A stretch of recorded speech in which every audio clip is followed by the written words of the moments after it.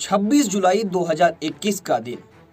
उस दिन मुंबई के पास वसई इलाके में वसई भोई गांव बीच पर कीचड़ में लोगों को काले रंग का एक बड़ा सा सूटकेस पड़ा मिलता है। खबर पुलिस तक पहुंचती है और पुलिस फौरन मौकाए वारदात पहुंच जाती है। मामला पहले ही नजर में बेहद संदिग्ध लगता है, क्योंकि यूं एक सुनसान बीच पर किसी सूटकेस के पड़े होने का और कोई मतलब समझ में नहीं आता है। और जैसे आशंका थी वैसा ही होता है। सूटकेस से एक लाश बरामद होती है और एक लड़की की सिरकटी लाश होती है। उसका सिर नहीं होता है, क्योंकि पहले ही नजर में यह साफ हो जाता है कि यह मामला कत्ल का है, यानी मर्डर का। वसई पुलिस फौरन आईपीसी की धारा 302 के तहत कत्ल का केस दर्ज कर मामले की छानबीन शुरू कर देती है। लेकिन लाख कोशिशों के बावजूद और कई महीने गुजर जाने के बाद भी पुलिस के हाथ खाली ही रहते हैं कि किसने मारा कुछ पता नहीं चलता है। इस बीच पुलिस लाश, सूटकेस, लाश पर मौजूद कपड़े वगैरह की अलग अलग तस्वीरें उतार कर उसकी पोस्टर बनाकर पूरे महाराष्ट्र में फैला देती है, पूरे पालघर जिले में, वसई, विरार, नालासोपारा, ताकि कहीं से भी अगर कोई इन तस्वीरों को देखकर पुलिस से संपर्क करे तो तफ्तीश आगे बढ़ाई जा सके, यानी छानबीन को आगे बढ़ाया जा सके। लेकिन पुलिस की इन कोशिशों का भी कोई फायदा नहीं होता है। हार कर पुलिस लाश का पोस्टमार्टम करवाती है और उसके कुछ डीएनए सैंपल सुरक्षित रख मामले में कोई सुराग मिलने का इंतजार करने लगती है कि कोई तो कुछ बताए इसके बारे में। इस तरह पूरे 1 साल गुजर जाते हैं, लेकिन पुलिस को इस लाश के सिलसिले में कहीं भी कोई खबर नहीं मिलती है। पुलिस की लाख कोशिशें बेकार जा रही थी। उधर मारी गई लड़की के घरवाले कर्नाटक के बेलगाम से करीब साल भर बाद अपनी बेटी को तलाशते हुए, खोजते हुए मुंबई पहुंचते हैं। असल में सानिया शेख नाम की उस लड़की की शादी मुंबई के ही नालासोपारा के रहने वाले आसिफ शेख के साथ हुई थी। सानिया के माँ बाप की बचपन में ही मौत हो गई थी और उसके चाचा चाची ने पाला था उसे। पिछले 1 साल से उसके चाचा अपनी भतीजी से फोन पर बात करने की कोशिश कर रहे थे, लेकिन उसका फोन स्विच ऑफ आ रहा था। जबकि उसका दामाद आसिफ हर बार अपने ससुराल वालों से फोन पर रॉन्ग नंबर बताकर फोन काट देता था, यानी जो उसका पति था, जो लड़की मरी, वो फोन काट देता था। चाचा चाची से बात नहीं करता था लड़की की। खैर, मुंबई आने के बाद जब सानिया के घर वाले जब नालासोपारा में सानिया के ससुराल गए जहां उसकी शादी की थी, तो ये जानकर हैरान रह गए कि आसिफ और उसका परिवार अब यहाँ रहता ही नहीं है। हालांकि इसके बाद काफी मशक्कत करके सानिया के चाचा जावेद शेख अपने दामाद आसिफ की मां से बात करने में कामयाब हो गए और आसिफ की मां ने धोखे में आकर उन्हें यह बता दिया कि अब वो नालासोपारा की प्रॉपर्टी बेचकर मुंब्रा शिफ्ट हो गए और वहीं रहते हैं। अब सानिया के चाचा जावेद और बाकी रिश्तेदार मुंब्रा में उसके ससुराल पहुंचे। वहां उन्होंने सानिया और आसिफ की छोटी सी बेटी अमायरा को तो घर में देखा, लेकिन सानिया कहीं नजर नहीं आई। वो अपनी बेटी को खोज रहे थे, बात करना चाह रहे थे, 1 साल से बात नहीं किए थे, लेकिन बेटी उधर पर भी नजर नहीं आई। जब उन्होंने अपनी बेटी के बारे में उसके ससुराल वालों से पूछा तो ससुराल वालों ने टका सा जवाब दिया कि सानिया की शादी के बाद भी किसी से रिश्ते थे और वो अपने उसी बॉयफ्रेंड के साथ घर से फरार हो गई। उस लड़की को भगाया हुआ बता दिया उन्होंने कि वो भाग गई है हमारा छोड़ के। ये सुनकर लड़की के घर वालों को बड़ा धक्का पहुंचता है। वो हैरान रह जाते हैं, लेकिन उन्हें इस बात की यकीन नहीं होता है कि उनकी बेटी ऐसा कर सकती है क्या। फिर 29 अगस्त 2022 को नालासोपारा की मुंबई में अब यह सवाल था कि अगर ऐसा ही था तो फिर सानिया के ससुराल वालों ने इस सिलसिले में उसके घर वालों को क्यों नहीं बताया या पुलिस में शिकायत करने की जरूरत क्यों नहीं समझी। जाहिर है मामले को देखकर साफ था कि कहीं ना कहीं दाल में कुछ काला जरूर है। अब सानिया के घर वालों ने पुलिस में शिकायत दर्ज कराई।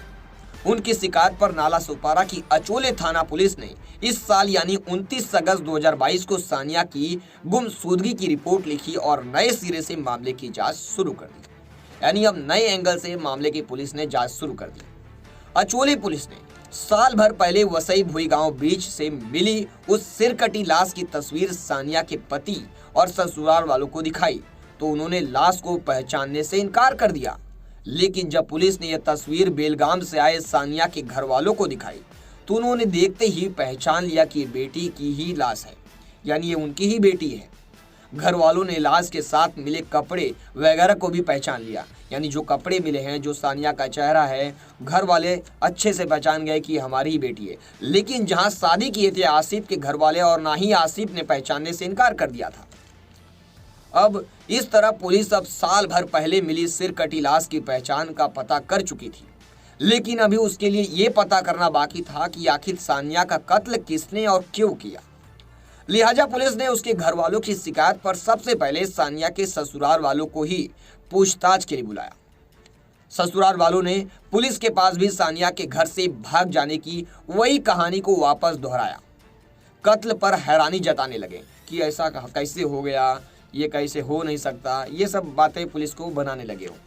लेकिन अब सानिया के घर वालों के साथ साथ पुलिस को भी लगने लगा था कि हो ना हो इस कत्ल में सानिया के ससुराल वालों का ही हाथ है।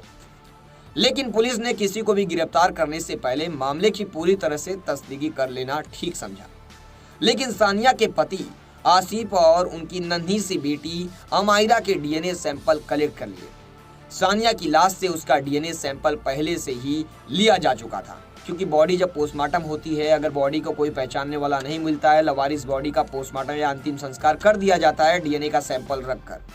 जब इन सैंपल की रिपोर्ट आई तो ये साफ हो गया कि वसई के बीच पर मिली वो सिर कटी लाश सानिया की ही थी। लेकिन सानिया के सिर अभी तक नहीं मिला था।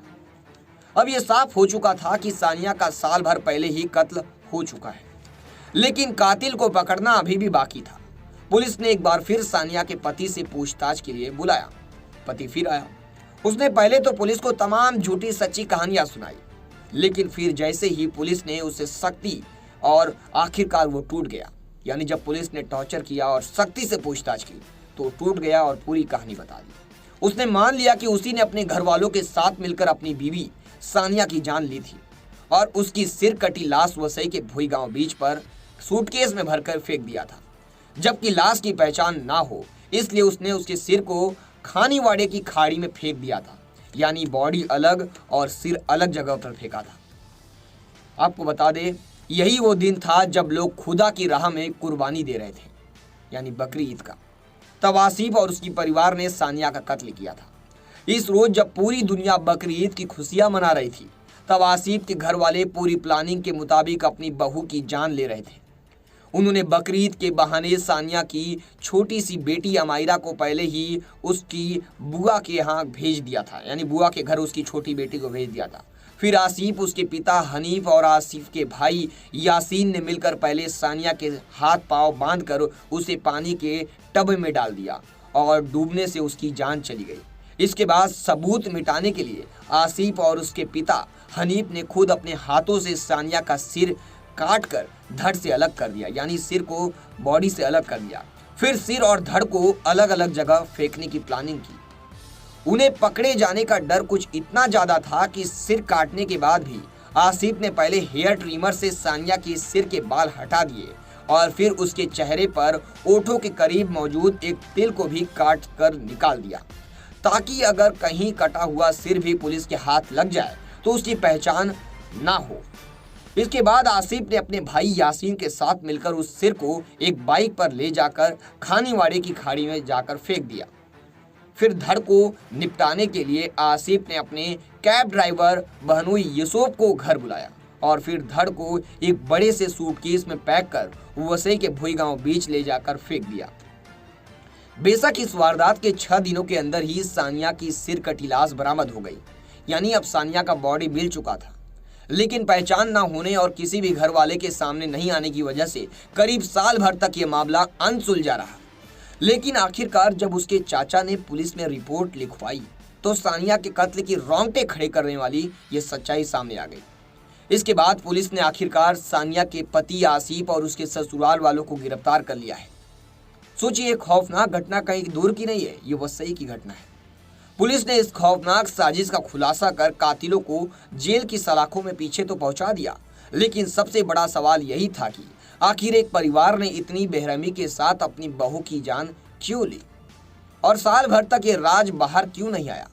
जब तफ्तीश में ये इन सारे सवालों के जवाब सामने आए तो हर कोई हैरान रह गया। पुलिस के सामने आसिफ और उसके घर वाले अपना गुनाह कबूल कर चुके थे। साथ ही यह भी कबूल कर चुके थे कि कैसे उन्होंने हैवानियत की सारी हदों से आगे निकलकर सबूत मिटाने के लिए न सिर्फ सानिया का सिर काटकर धड़ से अलग कर दिया, बल्कि कटे हुए सिर के बाल काटे और यहाँ तक कि चेहरे पर मौजूद तिल तक उखाड़ लिया। लेकिन सबसे बड़ा सवाल यही था, आखिर ये परिवार ने ऐसी गिरी हुई हरकत क्यों की।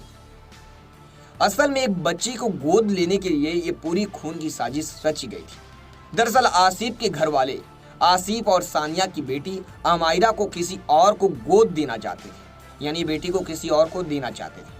आसिफ की बहन यानी सानिया की ननद की शादी को कई साल हो चुके थे, लेकिन उसे कोई बच्चा नहीं होता।